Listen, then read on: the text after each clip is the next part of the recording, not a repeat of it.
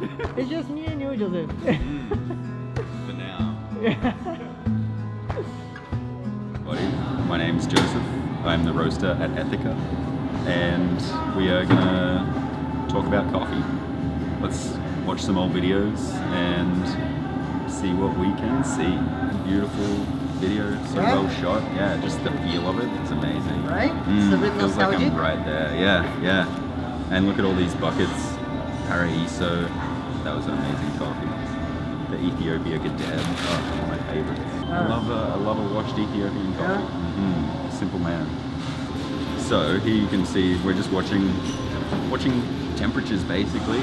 You know, there's lots of probes and gauges inside the drum of the roaster.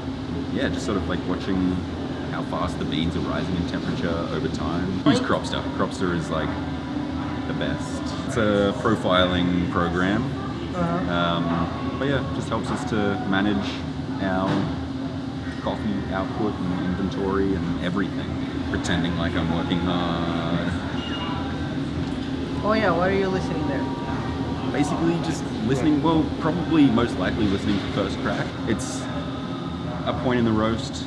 It is like at the very end of the roast, right before the development phase. First Crack, it's like when the beans release some steam and crack. After that, you want to like reduce the gas usually as much as possible. But yeah, it sounds like popcorn in a way, and similar to popcorn, it's like doesn't happen all at one time, obviously, because the beans are an organic product. So you want to be like listening and kind of like pinpoint when you think first crack is beginning. Once first crack happens, it means that you want to treat the beans very, very delicately and sort of just develop the sugars and everything that still remains inside the beans. Just sort of letting the beans sit in the drum at that temperature for just a couple of minutes, just to get them like really, really super tasty. Spinning the trier. It's a little scoop for beans. You can just like pull a few beans out in the middle of the roast. It's a good tool for learning. Good tool for identifying, you know, how the beans are doing, how far along in the roast we are, what's happening inside. Obviously, when you're opening the trier, there's room for, you know, cold air and stuff to be getting inside that little hole that you're opening up. So it's a good tool for learning how to roast, but these days I try to not pull it out as much as possible, you know. Basically, yeah, the roast is like drying the beans and then cooking the beans, essentially.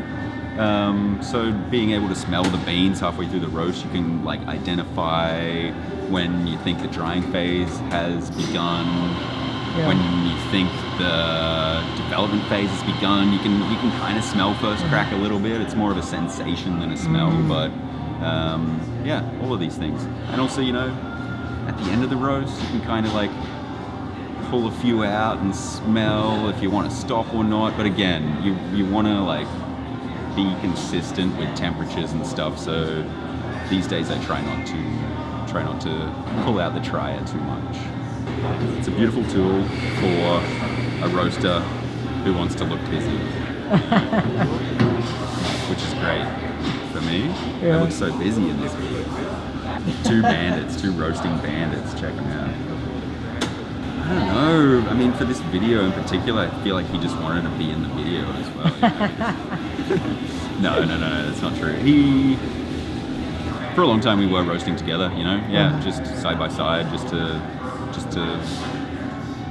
have an extra set of eyes on everything. And yeah, I'm still learning. We're both still learning. Yeah. ETHICA is still learning. Beans in the cooling tray. A lot of time people think that we are roasting the beans as they're spinning in this tray, but it's not the case, obviously. It's the cooling tray. Yeah, once the beans are done cooking, you want to cool them down as fast as possible to stop that reaction. So yeah, there's like a fan that's sucking air through this cooling tray, and the beans are just like spinning around. You don't want them to stay static. Yeah, you just want to like stop that roasting reaction as soon as possible. Damn, I didn't even realize that you did that on the video. It's so good. All right, and that just leaves quality control and packing the coffee, putting it on the shelf. How do you feel roasting for ETHICA?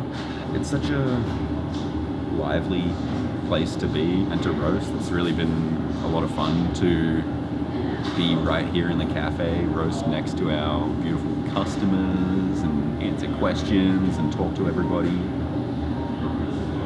Yeah, it's a unique experience. It's a unique roasting experience, that's for sure. So that's it, everybody. Thanks for watching. Thanks for enjoying our coffee. It was a lot of fun to watch that footage back. It feels like so long ago. We still have a long way to go. We still have a lot to learn and a lot to improve on. Look forward to just continuing to learn about good coffees and play with good coffees. Hopefully we can do this for a long, long time together. Cheers.